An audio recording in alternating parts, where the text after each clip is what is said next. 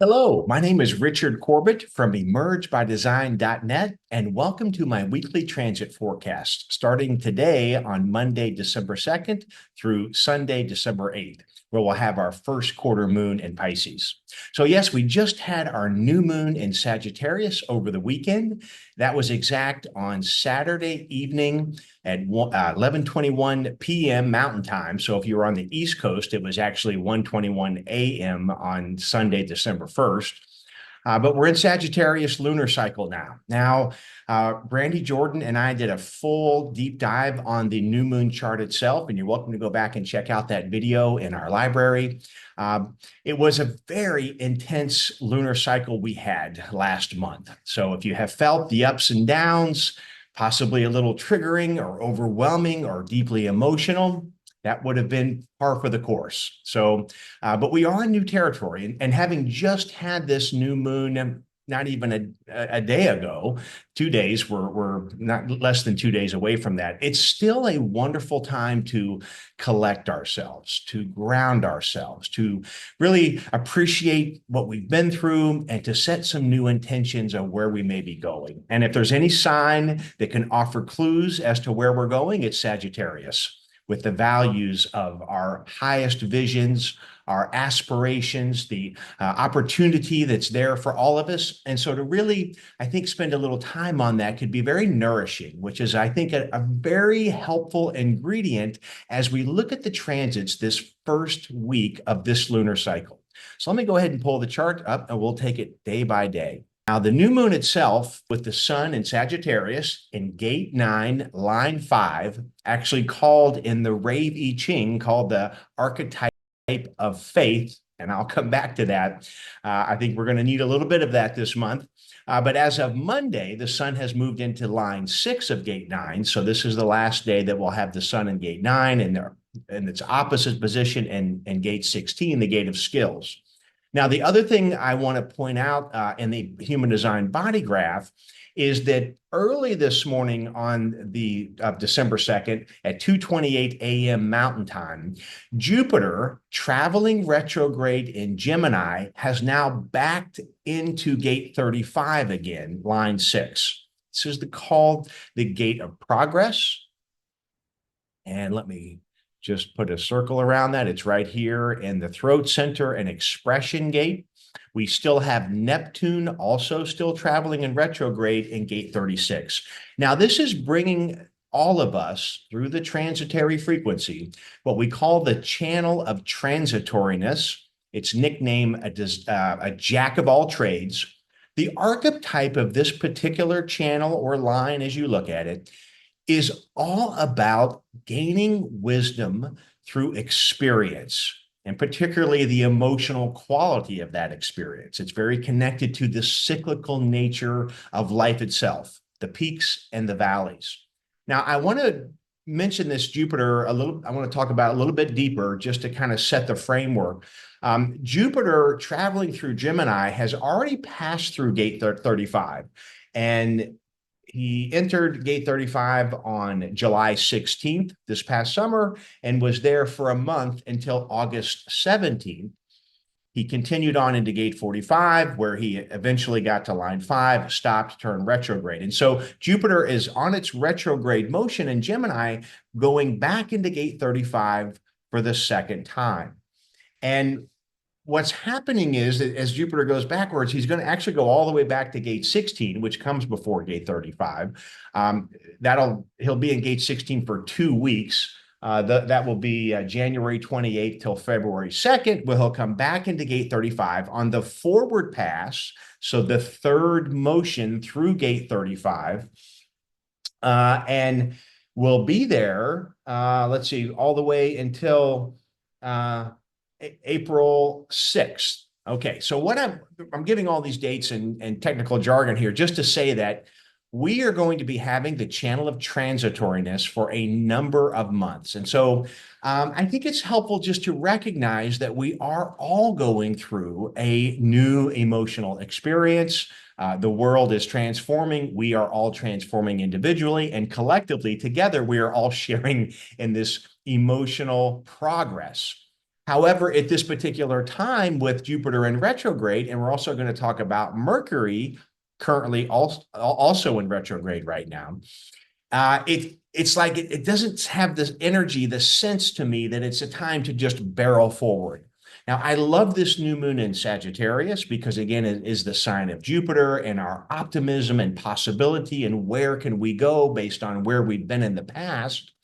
But yet we'll see as we go through the day by day here, there is still some frictional energy that I think it's a time for measured growth, measured progress, and particularly with Jupiter that's going to be going retrograde through this gate 35, the progress may not be readily apparent in the moment.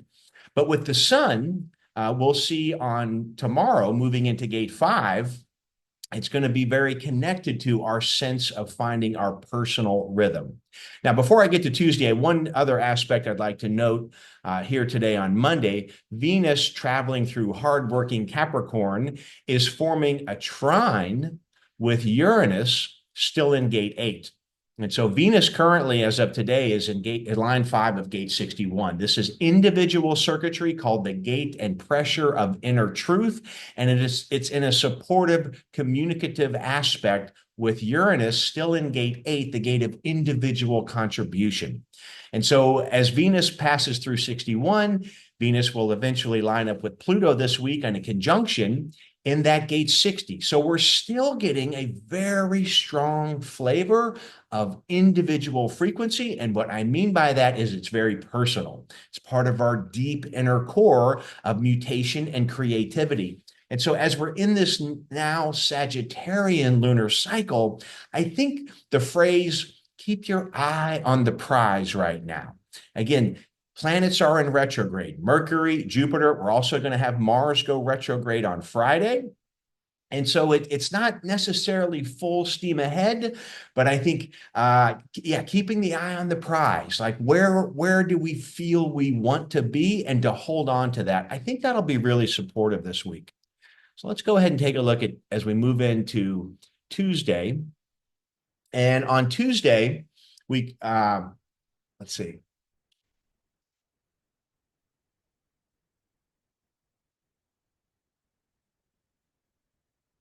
Okay, sorry for the technical difficulties. I have the chart up for Tuesday. All of these charts are run for noon Mountain Time, except for the lunations. I'll mention those when we get to them.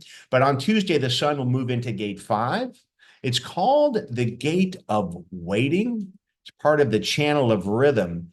And it speaks to that Sagittarian power of finding our personal rhythm. And I think this is really what I think is the benefit of the transits this week, is holding on to this idea of how progress can come through patience.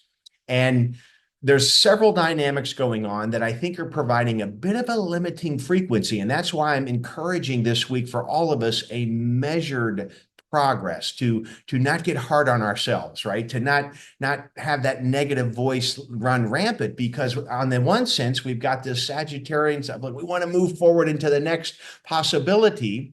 But here's some of the things that are happening. First of all, Saturn the sun in that gate 5 is moving into a square with Saturn in gate 63. Saturn is always a reality check, particularly when it's a square, as the sun will be in on Tuesday. So again, it's a bit of a limiting factor, but it's also an opportunity. Whenever we see a square, we see the energy required for growth and development.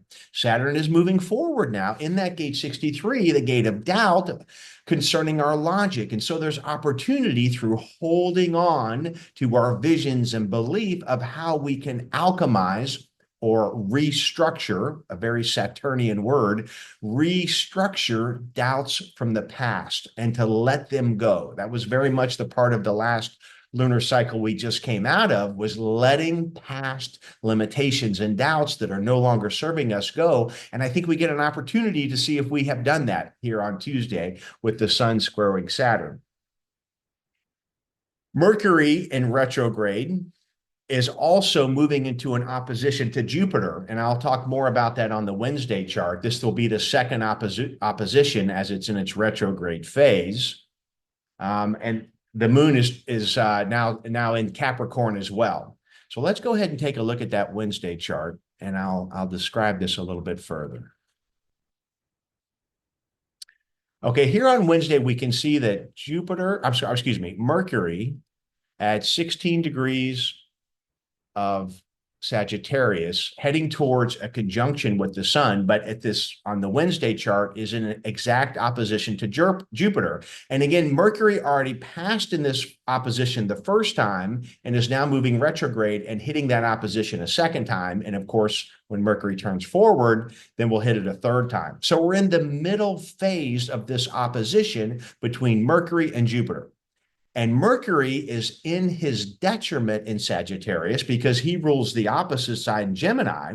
And Jupiter is in his detriment because he rules the opposite sign that Mercury is in, Sagittarius.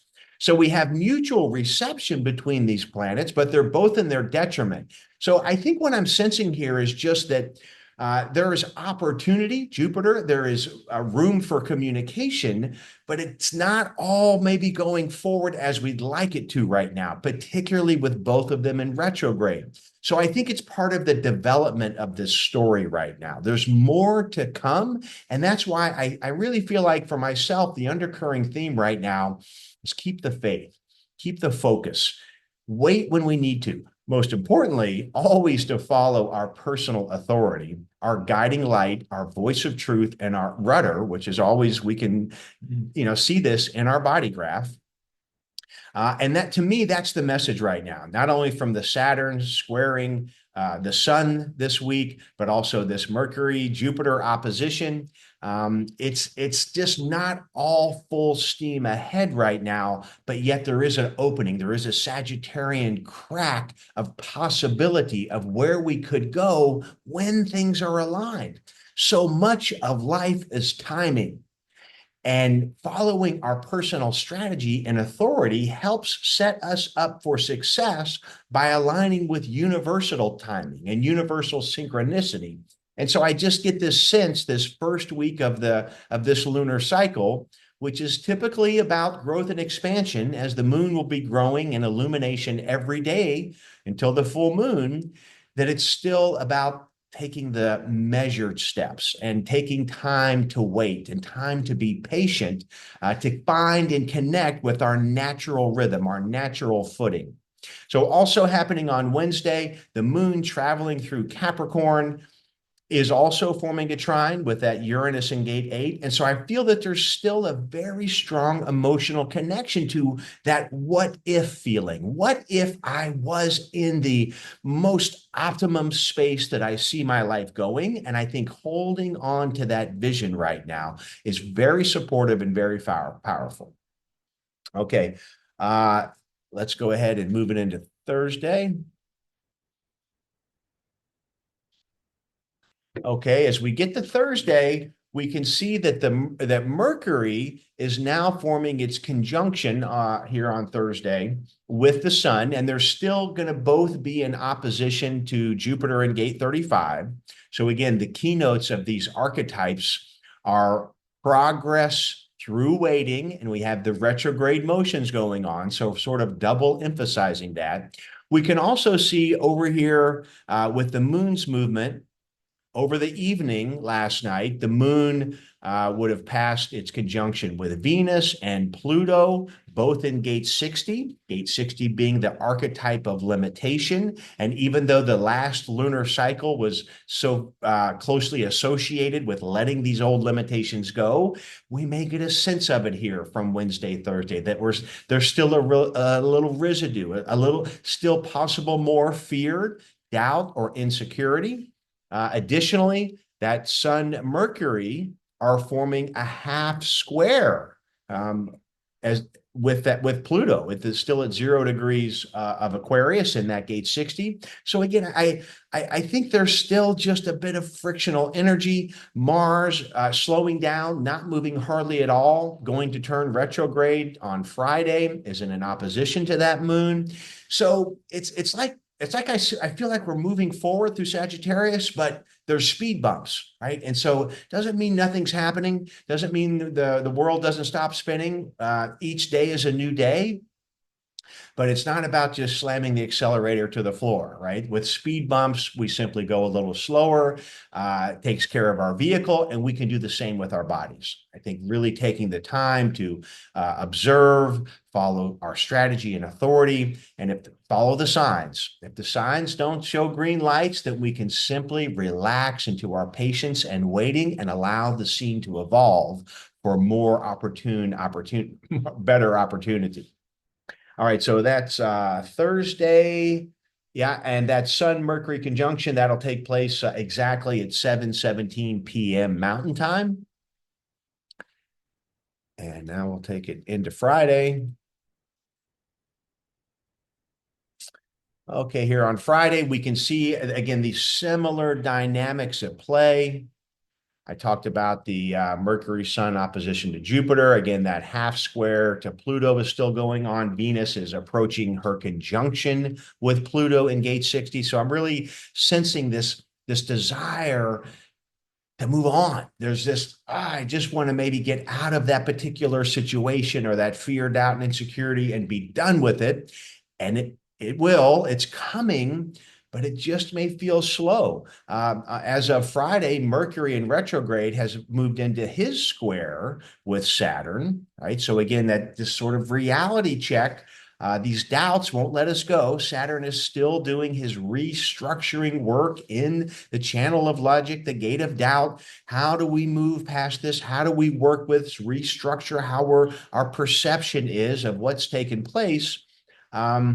And of course, both Venus and Pluto are also forming that square and a half to Jupiter. So I know sometimes we just want things to be done and beyond with it, and that's a Sagittarian feeling, but yet the first quarter of this lunar cycle is about left foot, right foot. And I feel that's part of the message that these charts are sharing with us. And we'll move into Saturday. On Saturday, we can see Venus making that exact conjunction with Pluto that I've already mentioned, but that's happening at 0 degrees Aquarius and gate 60, line 5. The idea of whenever we see a line 5, we call it practical. We call it universal truth. And I think part of the underlying message is this idea of, even though we have been through some mutative limitation that felt like we were chained down with an issue from the past, the idea is that we're moving into the upper trigram now. We're moving into what's possible in our own mutation, what the practical reality has now evolved to, and how we can share that universal truth with others. And with Venus here triggering that even more, it's this desire to experience this alchemization. Additionally, the sun is starting to move into a trine with that Chiron, and Chiron was very active in the last lunar cycle. So all of it feels connected to this past wound or hurt that we've been grappling with, and how we may now finally be ready to move through that and beyond that. But with change, there's always friction. And again, that's really what we're seeing here with the sun on Saturday, moving into that opposition, to the exact opposition with Jupiter, is that it's progress through waiting in that sense. This is the last day the sun will be in gate 5 in line 6 there. Mercury is still forming its square to that Saturn. So I always find all transits to be supportive and helpful. That's why I like to share these transit reports. They give us an idea of where to look, what's happening. They give us a third-party perspective on the personal experience that we're having each day. And what I'm seeing here is that there's energy for growth and development, but we just need to be patient. And I think that's why that sun in gate 5, the gate of waiting, and the channel of rhythm, to me, that's the strength this week. How am I developing my new sense of self-nourishing rhythm day to day, closely connecting with my strategy and personal authority offered by the human design system? And that is the path forward. And with that comes the growth, right? This is where we can get the Jupiter and Sagittarian lunar cycle that we're in. It's coming with that idea of patience, I think. because there is some of these hard aspects are not always going to feel easy, but they're there to provide growth. And I always think of it just like when we have an hard aspect, it's like going to the gym and having a hard workout. We actually tear down the muscle fibers, but through rest, they grow back stronger. And feels the same way this week with the chart, having so many of these dynamic, hard aspects. But let's take here a look at this. Will be the first quarter moon. Now, Brandy and I will do another deep dive in a different video on the first quarter moon. This is when the moon is half illuminated in the night sky. Very powerful. It's when the moon is squaring the sun exactly. And that's going to take place in gate 22, line 1 on December 8th. And that is another individual gate. It's part of the solar plexus. It's our individual creative emotional expression. And so Moon is in Pisces while in gate 22, has just passed its conjunction with Saturn and in between Saturn and Neptune in the sign of Pisces. So it feels like a rather emotional first quarter, and I think we can harness those emotions.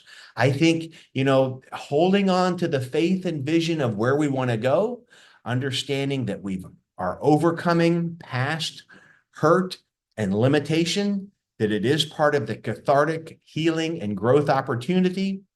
And also want to mention here that Uranus continuing retrograde in Taurus has also moved back into gate 23, where he'd already spent an entire year and has now been moved into gate 8 and went retrograde, but now coming back to this gate 23. I think that's really going to be, we'll say much more about this, but I think that's really going to be part of the message of that first quarter moon. It's called the gate of assimilation, and it's about expressing individual truth. Whatever breakthrough insights or longer term processes we've been going through, we now have that Uranian energy at the first quarter moon, which can be shocking and innovative, connected to the future and radical change of how we would assimilate our own sense of individuality. We are evolving and mutating with all these transits we've been having. Where are we going with that Sagittarian new moon energy that we're in? And what does it mean to our emotional first quarter Piscean energy in terms of our Uranian expression of individuality? So again, even though there's some speed bumps this week, I never see these as problems. I just think they require patience, self-integration, and reflection. And then we'll pick it up next week from there after the first quarter moon, because we'll still have another week until the full moon, and look forward to seeing you all then. Hey, if you've liked these videos, I appreciate you watching. If you want to give me a thumbs up or subscribe, we'd love to have you be part of our Emerge by Design community. And thank you so much.